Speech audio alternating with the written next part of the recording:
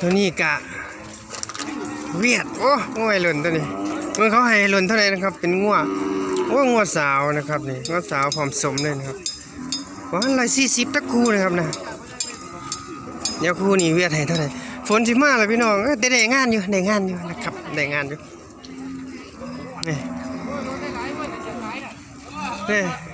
มีรอยเลี้ยงครับเดี๋ยวสิพาเบิ่งรอยเลี้ยงนำจับเลยมันเตะ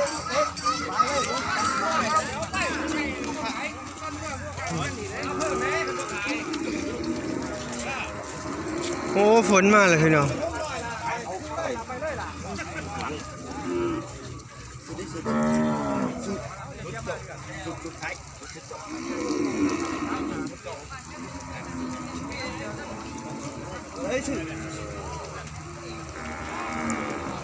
ฝนมาเลย22,800เนี่ย22,800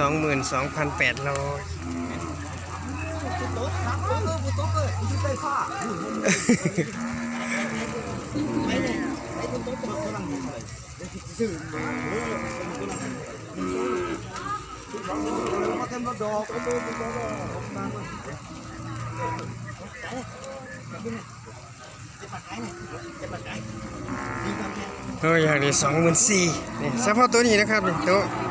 งามๆนี่พี่น้องหูราคาเลยเดี๋ยวสิพาเบิ่งรอยเลี้ยงโอ้ยถือป๋องอีกแหละเมื่อเขาให้เท่าไหร่โอ้ยฝน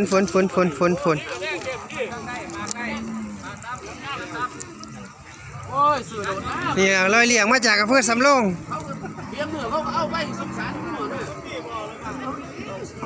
ประมาณ142นะครับนี่ตัวนี้คิดว่าเพิ่นเอาตัวนี้เพิ่นให้เท่าไหร่ล่ะรอยเลี้ยงมาจากสำโรงโอ้16,500 เพิ่นเอาตัวนี้บ่อ๋อตัวเดียวกันบ่อ๋อ16,500แพงอยู่ดอกเบิ่งขาเบิ่งแข้งเนี่ยเพิ่นเอาไปเลี้ยงรอยเลี้ยงนะครับมาจากอำเภอสำโรง145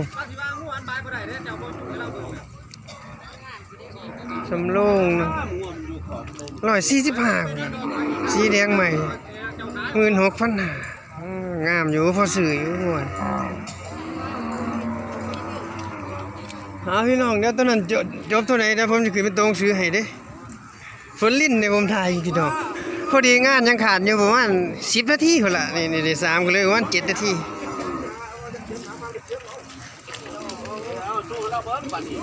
จุงร้อยเลี้ยง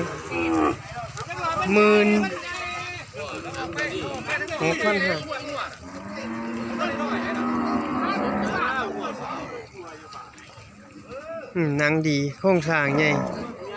ลูกกระทบ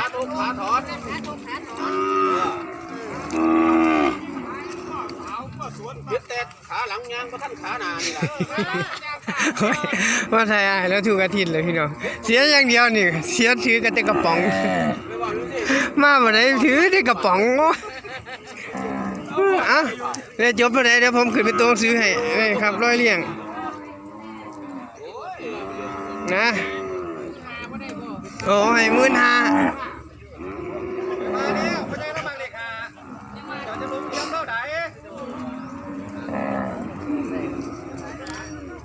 ขาดกันอยู่1,500พี่น้องประมาณนี้เดี๋ยวที่ไปถ่ายจุดอื่นทำ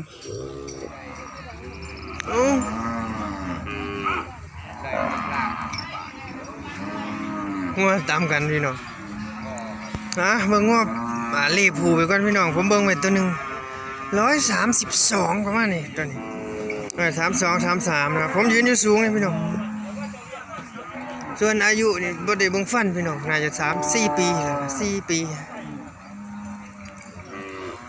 ได้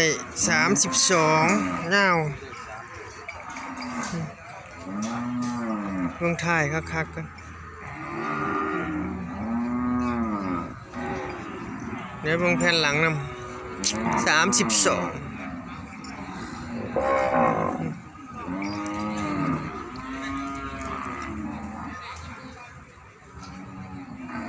หลังกับมันมีเนื้อไปเลย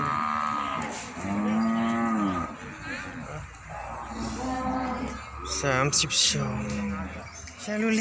ล่มันเลย135ถึงราคาเหมาตัว30,000-15,000ถ้าเป็นกิโลก็อยู่วันกิโลละ72-73นี่แหละครับบ่เกินนี่เห็นเอ้าอยากกิโลสั่งมานี่บอกน้องเนี่ย470เดี๋ยวผมสิหารให้พี่น้องเดี๋ยวผมสิเฮ็ดเป็นตัวหนังสือให้30,000-15,000แต่ซื้อแบบเหมาตัว470กิโลตัวนั้นนี่อ้ายขายบ่โอ้เหลือตัวเดียวเอาพี่น้องเป็นข้อมูลเนี่ยกันว่าผู้อ้วนๆถ้าอ้อนนี่เขาก็บ่เอานะครับอาจจะราคาไม่ได้กันนะครับนะต้องแก่ๆเอาเบิ่งหันในเบิ่งถ่ายให้แล้วป่ะเอาขอโทษขอไฟเบิ่งอีกที่นึงก็ได้135 470โล22,000เอ้า137 38 22,000ฮาลูเล่เดี๋ยวจะให้เบิ่งถ่าย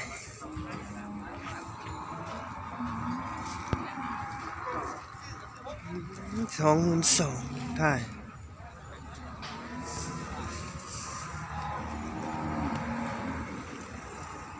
ประมาณนี้138เกือบ140ฮะ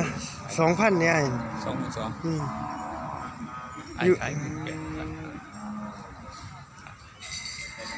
แล้วก็ฝากไว้ได้นะครับตัวนี้ 22,500 นะครับอุ้ยย22,500 นะครับเดี๋ยวจะให้เมืองไทยสูง145นะครับได้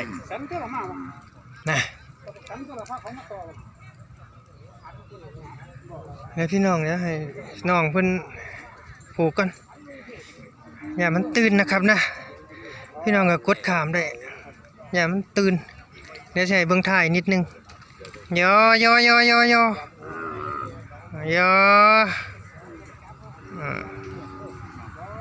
คึมๆนะครับแล้วมีเมฆนะแต่แห้งอยู่คึมๆโอ้เบิ่งพ่อใหญ่แล้วสนใจงัวผูก